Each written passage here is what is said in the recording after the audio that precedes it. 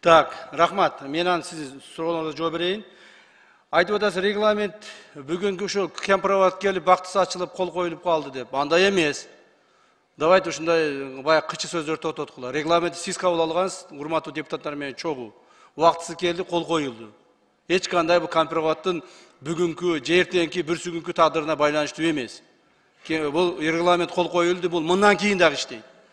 Нече отам баягы оозго келгенде оттой берген туура эмес бул. Башка бийлик келсе, жооп бересиңер деп эле коркутабыз. Урматтуу туугандар, урматтуу депутаттар, биз жоопкерчиликти алып кетип атабыз. Жоопкерчиликти мыйзамдын чегинде алып, мамлекетибиз үчүн мамлекеттин кызыкчылыгын коргоп кетип атабыз. Жана мамлекеттик кызыкчылыгын мындан ары да коргойбуз.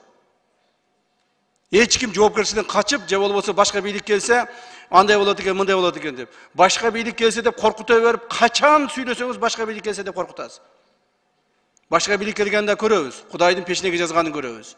Биз мыйзамдын чегинде элибиздин, журтубуздун, мамлекетибиздин кызыкчылыгы үчүн кетип атабыз.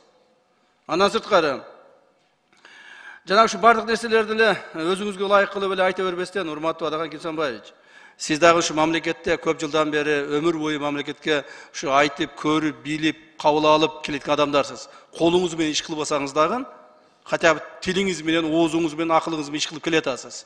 Так? Эми өзүңүзгө ылайык кылып эле айта бербестен, могул туура эмес жагын айтпайсызбы? По сути айтпайсызбы? Кана айтыңыз. Кемпировод эмнеге биз жаман алмаштырып бирдик? Эмне үчүн Гавасайды биз алдык? Эмне үчүн бул жерди туура эмес алып койдук? Айтың ошо боюнча. Мен даярмын жооп бергенге. Анан жөн эле колуңузду түшүрүп сүйлөңүз. Билесиз, мен колуңузга дагы бир нерсе деп айтып коёмун. Пожалуйста. Колуңузду түшүрүп сүйлөңүз, пожалуйста, сураңыз сизден. Анан жөн эле эме кыла бербестен суроо бериңиз. Мына урматтуу депутаттар суроо берип атат. Ар ким өзүнүн оюн билдиргенге укуктуу. Билдириңиздер, айтыңыздар, жооп берейин бардыгына. Эч маселе жок. Бирөөнү тыйып аткан жокпуз. Же сен аз сүйлө, же сен көп сүйлө деген маселе жок. Баарыңыздар регламент негизинде берилип атат. Ал эми эркин билдиргендер каякта отурганын көрүп атасыз деп мага айтып атасыз. Урматтуу Адаган Кесенбаевич, эркин билдиргендер эмес, провокаторлар. Мамлекетке дестабилдүүлүктү алып келебиз. Мамлекетте дагы ызычууга салабыз. Бийликти алабыз деп ушул именно бүгүнкү кабыл алып аткан мыйзамдын негизинде ызычуу чыгарабыз дегендерден биз тамырынан кыркып атабыз, мындан ары да кыркабыз. Бул биздин мамлекеттик кызматта отурган адамдын милдети. Мен мамлекетте улуттук коопсуздук мамлекеттик кызматынын жетекчиси катары мамлекетте тополоң болбоону, тынчтыкты сактоону, стабилдүүлүктү кармап турууга милдеттүүмүн. Мен милдетимди так аткарамын.